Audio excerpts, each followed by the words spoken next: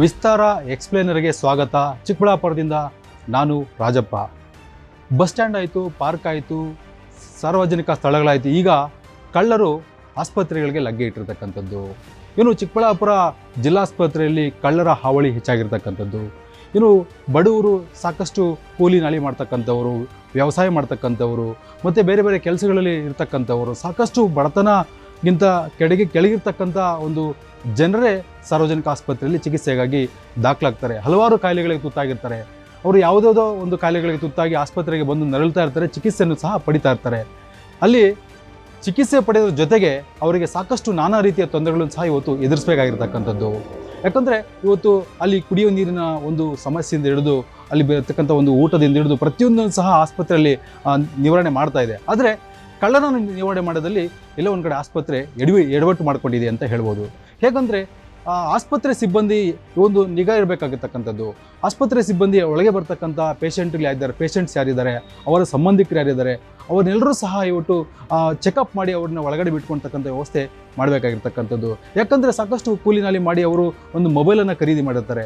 ಆ ಮೊಬೈಲನ್ನು ಖರೀದಿ ಮಾಡಿ ಆ ಒಂದು EMI ಕಟ್ಟಿ ಅಥವಾ ಯಾವುದನ್ನು ಬಡ್ಡಿಗೆ ಸಾಲ ಮಾಡಿ ಅಥವಾ ಬೇರೆ ಯಾರದ ಹತ್ರ ಹಣ ಪಡೆದು ಅಥವಾ ಬೇರೆ ಒಂದು ಊರಲ್ಲಿ ಏನಾದರೂ ಹಸುನೋ ಕುರಿನೋ ಮಾರಿ ಒಂದು ಮೊಬೈಲನ್ನು ತಗೊಳ್ಳೋಕ್ಕೂ ಅವರು ಸಾಕಷ್ಟು ಕಷ್ಟಪಟ್ಟಿರ್ತಾರೆ. ಆದರೆ ಇಂಥ ಸಂದರ್ಭದಲ್ಲೂ ಸಹ ಅವರು ಆಸ್ಪತ್ರೆಗೆ ಯಾವುದೋ ಒಂದು ಕಾಯಿಲೆಗೆ ಆಸ್ಪತ್ರೆಗೆ ದಾಖಲಾಗಿರ್ತಕ್ಕ ಸಂದರ್ಭದಲ್ಲಿ ಅವರ ಮೊಬೈಲನ್ನು ಕಳ್ಳರಿಗೆ ಕದ್ದೊಯ್ದು ಅವರು ಸಹ ಒಂದು ಸಂಕಷ್ಟಕ್ಕೆ ಈಡಾಗಿರ್ತಕ್ಕಂಥದ್ದು.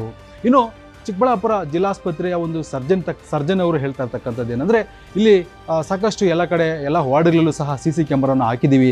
ಆದರೂ ಯಾರೋ ಒಂದು ಪೇಷಂಟ್ಗಳು ಅವರ ಒಂದು ಸಂಬಂಧಿಕರ ಥರ ಎಲ್ಲರೂ ಬರ್ತಾರೆ. ಹಾಗಾಗಿ ನಾವು ಎಲ್ಲರೂ ಕೂಡ ಚೆಕಪ್ ಮಾಡೋಕ್ಕಾಗೋದಿಲ್ಲ. ಅವರು ಪೇಷಂಟ್ಗಳು ಅವರವರ ವಸ್ತುಗಳಿಗೆ ಅವರೇ ಜವಾಬ್ದಾರಿ ಇರಬೇಕು ಅಂತ ಮಾತನ್ನು ಹೇಳ್ತಾರೆ. ಅದು ಸರಿ. ಆದರೆ ಈಗ ಅವರಿಗೆ ಮುಂದಿನ ಕ್ರಮವಾಗಿ ಇದು ಒಂದು ಪ್ರಕರಣ ಇವತ್ತು ನಡೆದಿರ್ತಕ್ಕಂಥದ್ದಲ್ಲ. ಈ ರೀತಿ ಸಾಕಷ್ಟು ಪ್ರಕರಣಗಳು ಸಹ ಈ ಜಿಲ್ಲಾಸ್ಪತ್ರೆಯಲ್ಲಿ ನಡೆದಿದೆ. ಸಾಕಷ್ಟು ಮೊಬೈಲನ್ನು ಕದ್ದೊಯ್ದಿರ್ತಕ್ಕಂಥದ್ದು ನಾವು ಸಾಕಷ್ಟು ಹಿಂದಿನ ಬಾರಿ ಕೇಳಿದ್ದೀವಿ. ಮಕ್ಕಳನ್ನು ಸಹ ಕದ್ದು ಒಯ್ದಿರ್ತಕ್ಕಂಥ ಪ್ರಕರಣಗಳನ್ನು ನಾವು ಕೇಳಿದ್ದೀವಿ. ಆದರೆ ಇವತ್ತು ಆಸ್ಪತ್ರೆಯಲ್ಲಿ ಮೊಬೈಲ್ಗಳನ್ನು ಕದ್ದೊಯ್ದು ಇವತ್ತು ಎಸ್ಕೇಪ್ ಆಗಿರ್ತಕ್ಕಂಥ ಘಟನೆಗಳು CC ಕ್ಯಾಮ್ರಾದಲ್ಲಿ ಈಗ ರೆಕಾರ್ಡ್ ಆಗಿರ್ತಕ್ಕಂಥ ಸಂಬಂಧಪಟ್ಟಂತೆ ಈಗ ಚಿಕ್ಕಬಳ್ಳಾಪುರ ನಗರ ಪೊಲೀಸರು ಅದ್ರ ಬಗ್ಗೆ ದೂರನ್ನು ದಾಖಲು ಮಾಡ್ಕೊಂಡಿದ್ದಾರೆ. ಆ ದೂರನ್ನು ದಾಖಲು ಮಾಡಿಕೊಂಡು ಇವತ್ತು ಆರೋಪಿಗಾಗಿ ಬಲೆ ಬೀಸಿದ್ದಾರೆ.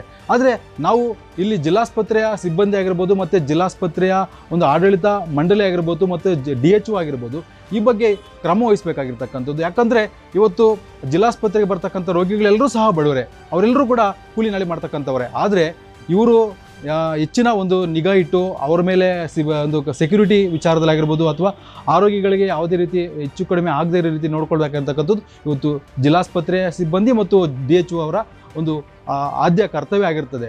ಆದರೆ ಇನ್ನಾದರೂ ಈ ಬಗ್ಗೆ ಮೇಲಾಧಿಕಾರಿಗಳು ಈ ಬಗ್ಗೆ ಒಂದು ಸೂಕ್ಷ್ಮವಾಗಿ ಗಮನಿಸಿ ಆ ರೋಗಿಗಳಿಗೆ ಒಂದು ಬಂದೋಬಸ್ತ್ ಆಗಿರ್ಬೋದು, ಅವರ ವಸ್ತುಗಳಿಗೆ ಸೆಕ್ಯೂರಿಟಿಯನ್ನು ಕೊಡೋ ರೀತಿ ಯಾವ ರೀತಿ ಕ್ರಮ ಕೈಗೊಳ್ತಾರೆ ಅನ್ನೋದನ್ನು ನಾವು ಕಾದು ನೋಡಬೇಕಾಗಿರ್ತಕ್ಕಂಥದ್ದು.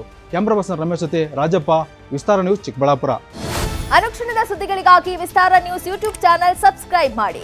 ಹೊಸ ಸುದ್ದಿಗಳ ನೋಟಿಫಿಕೇಶನ್ಗಾಗಿ ಬೆಲ್ ಐಕಾನ್ ಕ್ಲಿಕ್ ಮಾಡಿ.